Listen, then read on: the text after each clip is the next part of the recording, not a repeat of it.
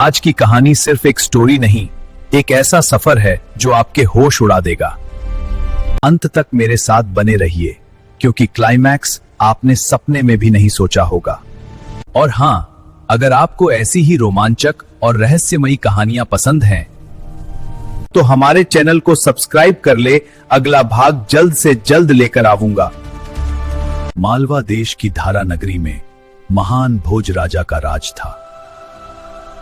वो अपनी प्रजा से बेटों जैसा प्रेम करते थे।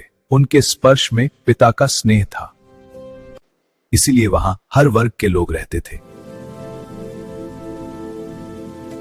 और सभी खुशी खुशी जीवन बिताते थे। जो भी नया विद्वान भोज राजा के दरबार में आता और अपने श्लोक से चुनौती प्रस्तुत करता, उसे उसकी योग्यता के अनुसार इनाम दिया जाता। धारा नगरी में एक ब्राह्मण और एक सुनार के बीच गहरा भाईचारा था, लेकिन दोनों के स्वभाव में जमीन आसमान का अंतर था। ब्राह्मण भिक्षा मांगकर खुश था, सुनार मिलियनेयर बनना चाहता था। सुनार ने विदेश जाकर पैसे कमाने के बारे में सोचा और उसने ब्राह्मण को भी इसके लिए मना लिया। दोनों अपने अपने परिवार से विदा लेकर घर से निकल गए।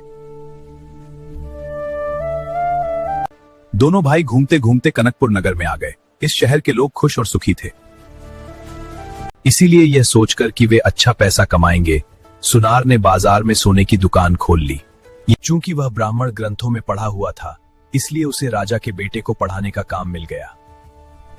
2 साल में दोनों भाई बंधुओं ने खूब धन कमाया। यहाँ पर भी दोनों मिलते साथ घूमते फिरते। 12 साल बाद सुनार ने घर जाना सोचा और उसने सारा धन इकट्ठा करके वतन जाने निकल पड़ा। उसने ब्राह्मण को साथ में आने को कहा, पर राजा की नौकरी छोड़ के जाना मुमकिन नहीं था। फिर भी ब्राह्मण ने राजा से बात की तो राजा ने कहा, हे भूदेव, आप यही रह के खूब कमाओगे, इसके लिए जाने का विचार त्याग देता हूं और आपके कुटुंब के लोगों को यहीं से थोड़ा धन भेज दो, जिससे सब खाएंगे पिएंगे और मौज करेंगे। आप यही रुक जाओ, उनके बदले में आपको 4 कीमती रत्न देता हूं। वो आपके सुनार मित्र से आपके घर भिजवा दो, वो वहां रत्न देगा और आपकी खुशखबरी भी कहेंगे। ऐसा कहकर राजा ने भंडार में से 4 रत्न मंगवा के ब्राह्मण को भेंट दिए। मेरा आना संभव नहीं और ये 4 रत्न मेरी पत्नी को देना और मेरी खुशखबर कहना। मैं वादा करता हूं मित्र। रत्न देखकर सुनार की आंखों में चमक आ गई।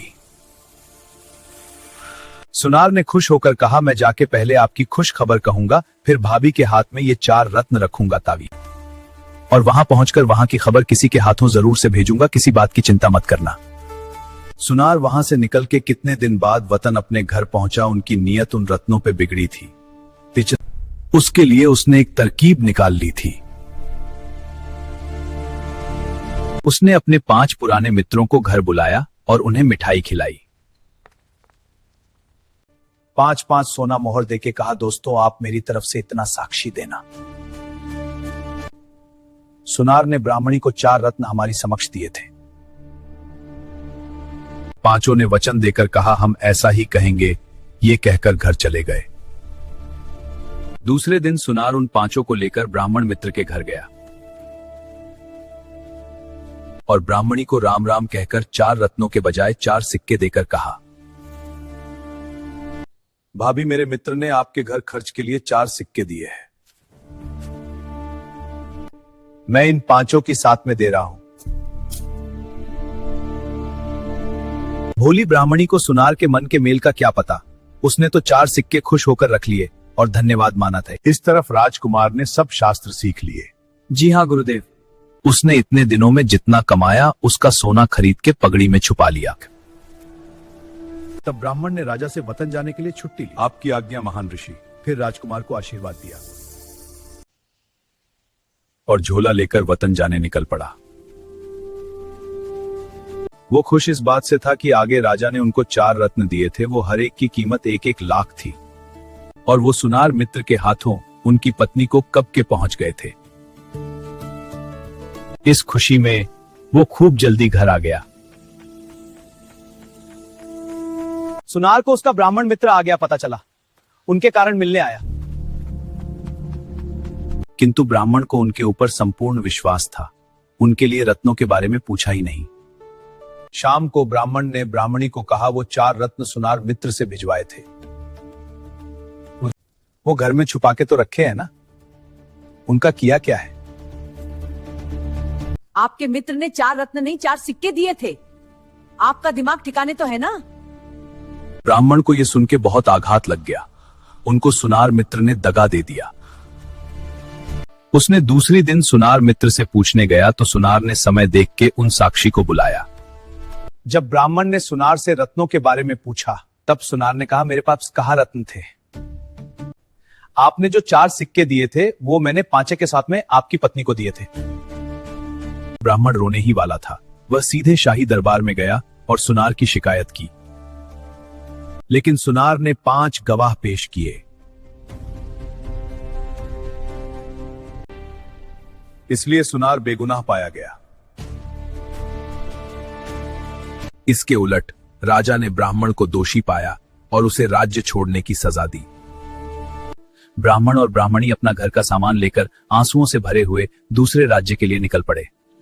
शहर के बाहर एक पहाड़ी थी जिस पर एक चरवाहा हर दिन अलग अलग जातियों के 18 लड़कों को इकट्ठा करता था और उनके साथ तरह तरह के खेल खेलता था। जब वे दोनों पहाड़ी पर आए तो चरवाहा अपने साथियों के साथ राजा और प्रजा का खेल खेल रहा था। चरवाहा पहाड़ी पर राजा की तरह बैठा था और उसके साथी लोगों की तरह उससे शिकायत कर रहे थे। चरवाहा न्याय कर रहा था। ब्राह्मण की आंखों से आंसू बहते देखकर एक लड़के ने चरवाहे राजा से कहा, में आंसू है। हाँ, कुछ गड़बड़ है। हे राजा, हमारे राज्य में कोई भी दुखी नहीं होना चाहिए जब ये दोनों लोग दुखी लग रहे हैं। इसलिए उन्हें बुलाकर उनका दुख दूर करे। इसलिए उन्हें बुलाकर उनका दुख दूर करे। ग्वाले राजा ने ब्राह्मण ब्राह्मणी को अपने सामने बुलाया और पूछा कि क्या हुआ है। ब्राह्मण ने सुनार के धोखे के बारे में बताया।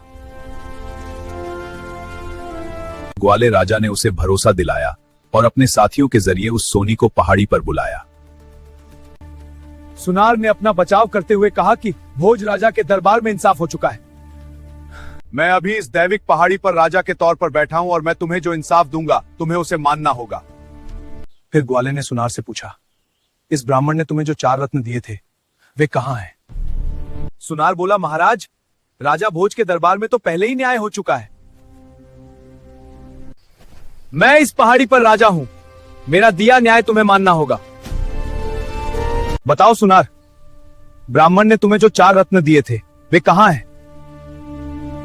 ब्राह्मण ने जो 4 रत्न मुझे दिए थे मैंने वे उसकी पत्नी को 5 लोगों के सामने दे दिए थे।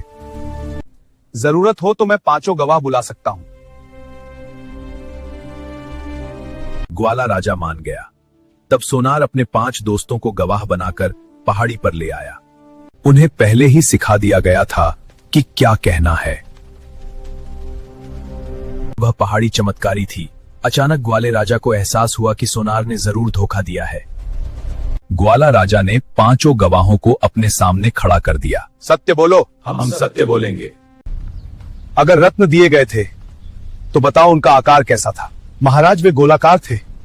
वह चौकोर था। वह तिकोना था। चौकोर तिकोर। दूसरे ने कहा वह चौकोर था। तीसरे ने कहा वह तिकोना था। वह अमरूद जैसा था। वह फिर से गोल था। फिर ग्वाले राजा ने 5 गवाहों को सोनार के पास खड़ा किया और अपने साथियों को उनके फोर और खड़े होने का इशारा किया। ग्वाले राजा ने सख्ती से कहा, तुमने इस अच्छे ब्राह्मण से 4 कीमती रत्न छीन लिए हैं, इन्हें तुरंत लौटाओ, नहीं तो मैं तुम्हारी सारी हड्डियां तोड़ दूंगा। ब्राह्मण और ब्राह्मणी उसकी हिम्मत देखकर हैरान रह गए। ग्वाले राजा के साथी हाथ में दंड लिए खड़े थे। सोनार डरकर रत्न ब्राह्मण को लौटा देते। इस तरह सच की जीत हुई। जैसे जैसे यह खबर शहर में फैली, उस चमत्कारी पहाड़ी की शान और बढ़ गई। राजा भोज ने सोचा, चारवाहा बुद्धिमान नहीं था क्योंकि जिस पहाड़ी पर उसने फैसला किया था वह चमत्कारी थी। उस पहाड़ी को खोदो। जी हुजूर, हम आज ही प्रबंध करेंगे। ठीक है, यह बहुत जरूरी है। मंत्री ने जल्दी से पहाड़ी खोदी। वहां एक शानदार और चमत्कारी सिंहासन दिखाई दिया। चारों ओर रोशनी और मीठी खुशबू फैल रही थी। सबसे आश्चर्य की बात, सिंहासन पर 32 सुंदर मूर्तियां थीं, सजीव अप्सरा जैसी, गहनों और वाद्य यंत्रों के साथ।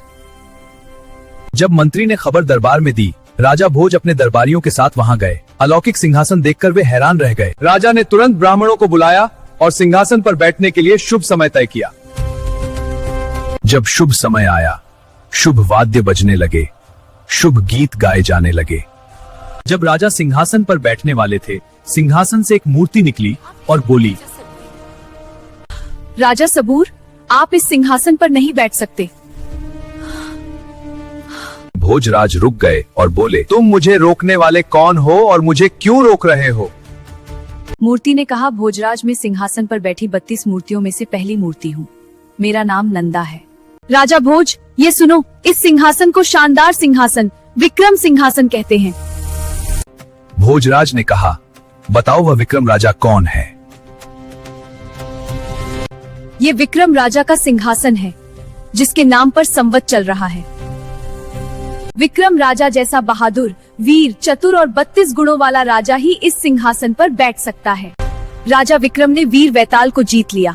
उसने अपनी जान जोखिम में डालकर लोगों को खतरे से बचाया। भोजराज के कहने पर नंदा मूर्ति से हिरण की कहानी शुरू हुई। इस तरह 32 सिंहासनों की कहानी दिव्य सिंहासन में 32 मूर्तियों में से पहली नंदा मूर्ति से शुरू हुई।